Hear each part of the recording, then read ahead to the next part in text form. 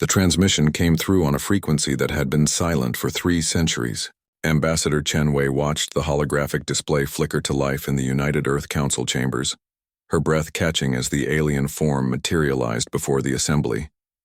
The being was tall and gaunt, its chitinous exoskeleton dulled with what could only be described as exhaustion. 6 arms hung limply at its sides, and its compound eyes had lost their characteristic luminescence. This was Crixtal, once the proud trade minister of the Zephyrian Collective, a species that had spurned humanity's offer of alliance when Earth first achieved faster-than-light travel. Humans, Crixtal's voice resonated through the translation matrix, each word heavy with desperate humility. We come to you in our darkest hour." The council chamber fell silent. 300 years ago, when humanity had extended its hand in friendship, the Zephyrians had dismissed them as crude carbon-based primitives, unsuitable for galactic commerce. They had built their own trade empire, becoming one of the most prosperous civilizations in the outer spiral. "The blight," Crixtal continued, his antennae trembling. "It has consumed 17 of our agricultural worlds. Our food stores are depleted. Our people, our children starve." The proud alien's head bowed. "We beg of you any grain you can spare. We offer our remaining treasury, our technology, our—" "Stop." Ambassador Chen raised her hand, her voice cutting through the alien's desperate bargaining. "You don't need to offer us anything." Crixtal's head snapped up, confusion rippling across his features. Chen stood, her decision already made. "How much time do you have?" Perhaps 2 standard months before widespread starvation begins. "And your population?" 47 billion across our remaining colonies. The human ambassador nodded grimly and turned to address the council. "I'm calling for an immediate emergency session. We have work to do." Within hours, the decision was unanimous. Operation Golden Harvest was born. Admiral Sarah Martinez stood on the bridge of the UES Abundance, flagship of what would become known as the Great Grain Armada. Behind her stretched a fleet unlike any the galaxy had ever seen. Not warships bristling with weapons, but 1,000 vessels of mercy converted from cargo haulers, passenger liners, and even decommissioned military craft. The Titan-class agricultural ships groaned under the weight of synthesized grains, their holds packed with enough food to feed billions. Medical frigates carried teams of xenobiologists and nutritionists, ready to ensure the alien physiology could properly process human-grown sustenance. Engineering vessels brought hydroponic systems, soil synthesizers, and atmospheric processors to help restore the blighted worlds.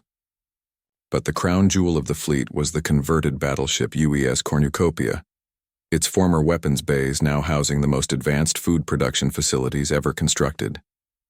Where once plasma cannons had projected death, now molecular printers worked around the clock, creating nutrition paste optimized for Zephyrian biology. "Admiral," Lieutenant Commander Torres reported from the comm station, "we're receiving confused transmissions from Zephyrian space. They're asking why we're bringing so many ships for a simple grain delivery." Martinez smiled grimly. "Tell them they'll understand when we arrive." The Zephyrian homeworld of Zephy Prime was a shadow of its former glory. Once gleaming spires now stood dimmed, their bioluminescent facades flickering weakly. Orbital platforms that had bustled with interstellar trade hung silent in the void. As the human fleet dropped out of hyperspace, the Zephyrian defense network came alive with panicked chatter. 1,000 ships bearing down on their capital world. Had the humans come for revenge? Crixtal himself appeared on the main screen of the Abundance, his compound eyes wide with terror and confusion. "Admiral Martinez, surely you do not require such a substantial escort for grain shipments." "Minister Crixtal," Martinez replied, "we didn't come just to deliver grain. We came to solve your problem." What followed over the next 6 months would be remembered as the greatest humanitarian effort in galactic history. The humans didn't simply dump food supplies and leave. They landed on every affected world with armies of agricultural engineers, soil restoration experts, and xenobiologists. On Kepler 438b, human terraforming specialists worked alongside Zephyrian farmers to cleanse the soil of the alien blight. The humans shared their most advanced agricultural techniques freely, teaching the Zephyrians how to create hybrid crops resistant to the pathogen. On Gliese 6 and 67c, human chefs worked with Zephyrian nutritionists to create new cuisines that were both delicious and culturally acceptable. They established food distribution networks that ensured even the most remote colonies received fresh supplies. The humans brought more than food, they brought hope. They established trade schools, medical facilities, and research stations. When some Zephyrian colonies expressed shame at accepting charity, the humans simply hired them as consultants, paying generous wages for their expertise in local conditions. Dr. Elena Vasquez, chief xenobiologist of the mission, worked tirelessly in the laboratories of New Zephy. "The beautiful thing about this blight," she explained to her Zephyrian colleagues, "is that it's actually created a unique symbiotic relationship with the soil bacteria. We can use this to create crops that are not only resistant, but actually more nutritious than before." By the end of the 6th month, the crisis was over, but the humans didn't leave. They had formed partnerships, friendships, and bonds that would last generations. The Zephyrian collective, once proud isolationists, found themselves part of an extended human family. Crixtol stood once again before the Human Council, but this time his chitin gleamed with health and his eyes burned with grateful tears. "We came begging for grain," he said, his voice thick with emotion. "You gave us your knowledge, your friendship, your very hearts. How can we ever repay such kindness?" Ambassador Chen smiled warmly. "You can pass it on. The next species that comes to you desperate and hungry, you help them the way we helped you. That's how humanity builds a better galaxy."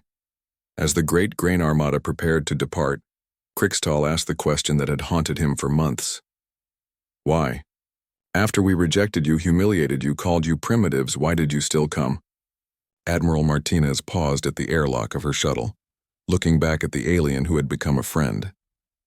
"Because when someone is hungry, you feed them. It doesn't matter who they are or what they've done.